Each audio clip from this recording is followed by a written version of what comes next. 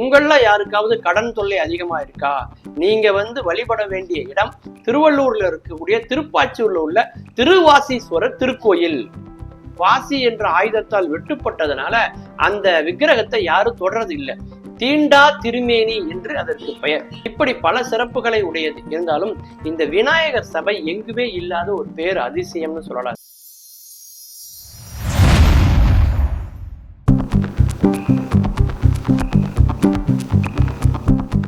திருவள்ளுவர் மாவட்டம் திருப்பாச்சூர்ல இருக்கு திருவாசீஸ்வரர் திருக்கோயில்.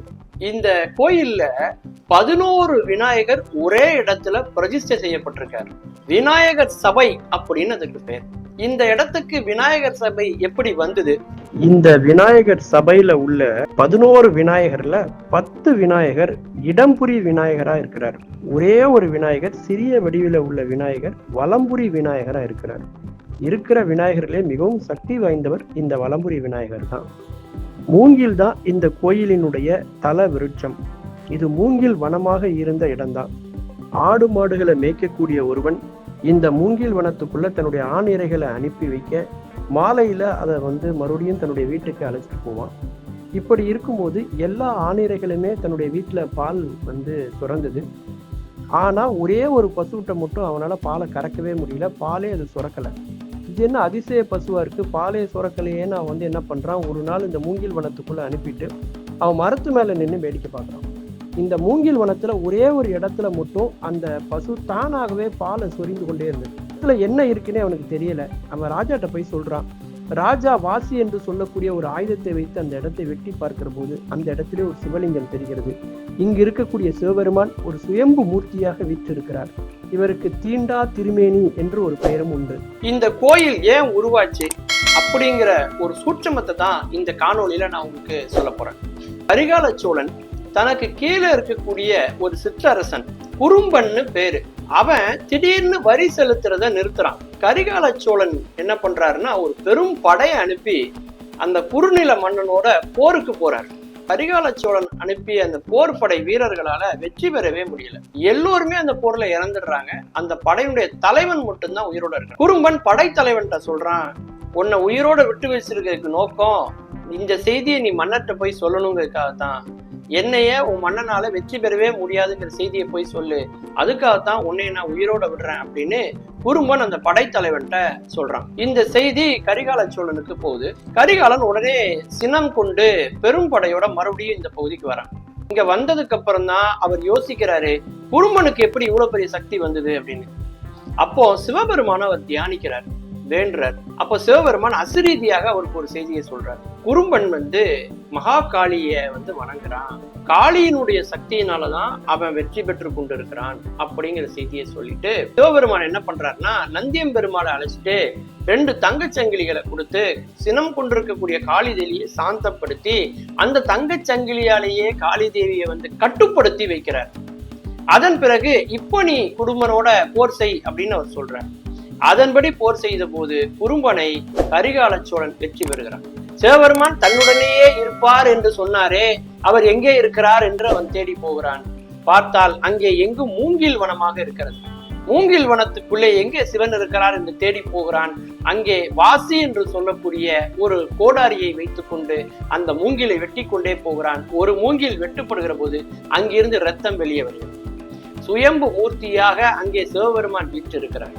இந்த இடத்திற்கு உன்னை அழைத்ததே இந்த இடத்திலே ஒரு கோயில் கட்ட வேண்டும் என்ற திருவிளையாடலை நிகழ்த்துவதற்காகத்தான். மன்னர் என்ன செய்கிறார், அந்த இடத்திலே ஆலயம் எழுப்ப சம்மதிக்கிறார். அதிலே ஒரு விநாயகர் சபை என்று ஒன்று இருக்கிறது. நம்முடைய மகாவிஷ்ணு மச்ச அவதாரம் எடுத்து பூமியை மேலே கொண்டு வந்தார் இல்லையா, கடலில் இருந்து மேலே கொண்டு வந்தார் இல்லையா, அந்த நேரத்திலே அவர் மிகப்பெரிய ஒரு போரை அசுரர்களோடு நிகழ்த்தியதாலே அவருக்கு ஒரு பெரிய ஒரு தோஷம் ஏற்பட்டது. அதனால் 16 பெற்று பெருவாழ்வு வாழ்க என்று சொல்லுவாங்க இல்லையா, அந்த மாதிரி 16 செல்வங்களோடு இருந்த மகாவிஷ்ணு 11 செல்வங்களை அவர் இழந்து விடுகிறார். சிவபெருமானிடத்திலே போய் அவர் வேண்டுகிறார், தவம் செய்கிறார். அப்பொழுது சிவபெருமான் சொல்கிறார், திருப்பாச்சூர் என்ற பகுதியிலே இருக்கக்கூடிய அந்த கோயிலிலே சென்று நீங்கள் 11 விநாயகரை பிரதிஷ்டை செய்து வணங்கினால் நிச்சயம் உங்களுடைய 11 செல்வங்களும் திரும்ப கிடைக்கும் என்று சொல்கிறார். அதன்படி நம்முடைய மகாவிஷ்ணு வழிபாடு செய்ய மீண்டும் அந்த செல்வங்களை எல்லாம் அவர் பெறுகிறார். குபேரனிடத்திலே அவர் பட்ட கடனை அடைக்க முடியாமல் அவர் திணறிக் கொண்டிருக்கிற போது அதற்கு பரிகாரமாக இந்த கோயிலில் வந்து வழிபாடு செய்துவிட்டு தன்னுடைய பழைய கடனை எல்லாம் அடைத்தார் என்றும் ஒரு புராண செய்தி இருக்கிறது.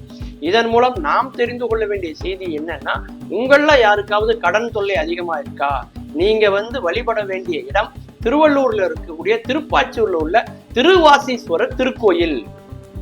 அது மட்டும் இல்லைங்க, இந்த இடத்துக்குள்ள இருக்கக்கூடிய இறைவிக்கு பெயர் என்ன தெரியுமா? தன் காதலிய சிவபெருமானுடைய பேச்சை கேட்காமல் தன்னுடைய தந்தை தட்சன் நடத்திய யாகத்துக்கு போகிறாள் பார்வதி தேவி. அதனால் சிவம் கொண்ட சிவபெருமான் பூலோகத்திலே நீ மானிடராக பிறக்க வேண்டும் என்று அவர் சபிக்கிறார். அந்த சாபம் நீங்க வரம் வேண்டி இந்த திருப்பாச்சூரிலே தான் இறைவி தவம் செய்தார். அதனால்தான் அன்போடு தன் காதலி என்று அழைத்தார் சிவபெருமான். அதனால்தான் இந்த இடத்திற்கு தன்காதலிபுரம் என்றும் ஒரு பெயர் உண்டு. அது மட்டுமல்ல, இங்க இருக்கக்கூடிய சிவபெருமான் வந்து பாத்தீங்கன்னாக்கா வெட்டுண்டு இருக்கிறார். இங்க வாசி என்ற ஆயுதத்தால் வெட்டுப்பட்டதுனால அந்த விக்கிரகத்தை யாரும் தொடர்றது இல்லை. தீண்டா திருமேனி என்று அதற்கு பெயர். இப்படி பல சிறப்புகளை உடையது. இருந்தாலும் இந்த விநாயகர் சபை எங்குமே இல்லாத ஒரு பேர் அதிசயம்னு சொல்லலாங்க. 11 விநாயகர்.